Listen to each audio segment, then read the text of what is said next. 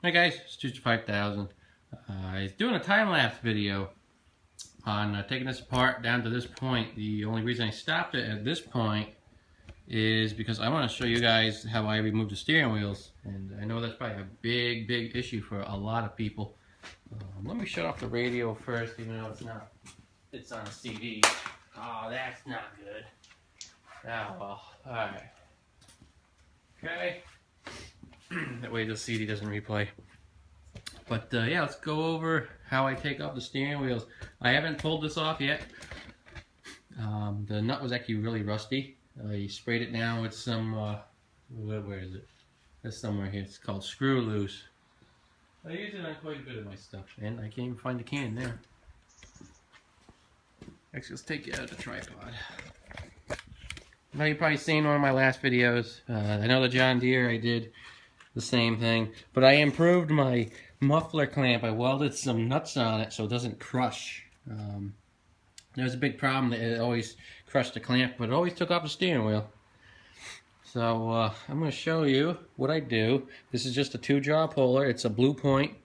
If you want the number, I don't know if you can get these anymore. This looks pretty old. It's cast iron. But so put it on this side so you don't get the glare. I'm gonna do it. I usually do them by hand. I don't like to use the impact because it's gonna ruin the puller. But okay, there's that. It's got a 3/4 inch socket here. All this water on the floor is awesome. Everything's melting. Oh, you know what? I bet it is 3/4, but come on. I might have to do some grinding or something. You know what? Maybe I'll try an adjustable. I've always gotten the socket on there before, unless that's the wrong size. Some of it fits a little loose, but probably because it's got burrs on it. But let's try this anyway. You gotta make sure this is on first.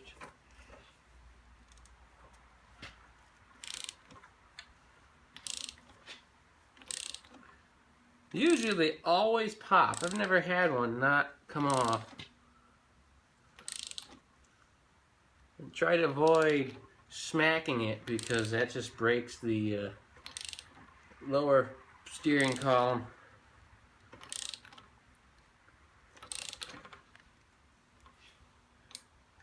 Not moving yet.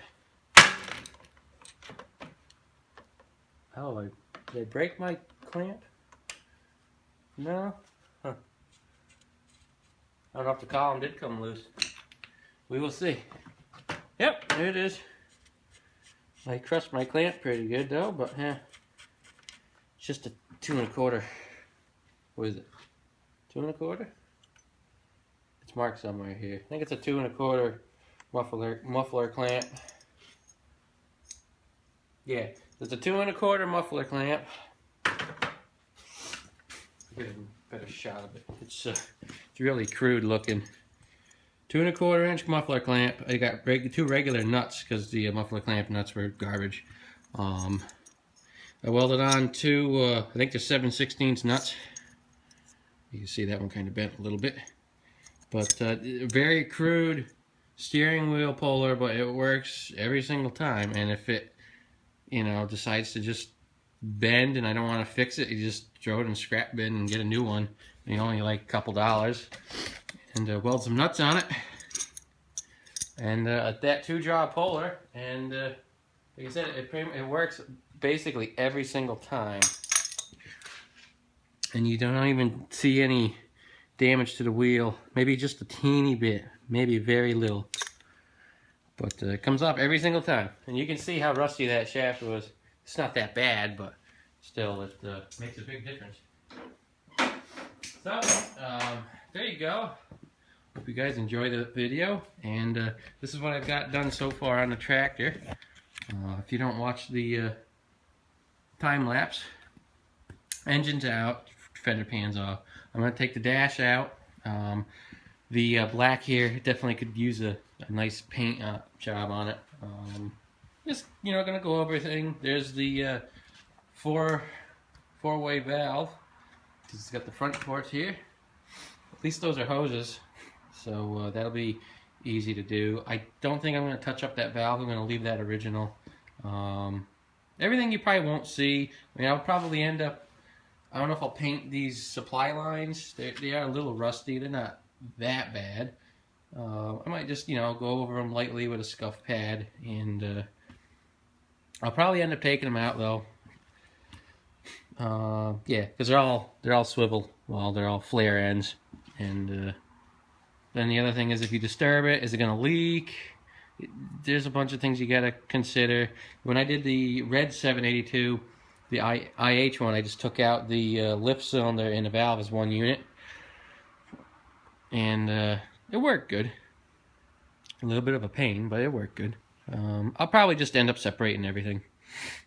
When I put everything together, I got some pipe dope.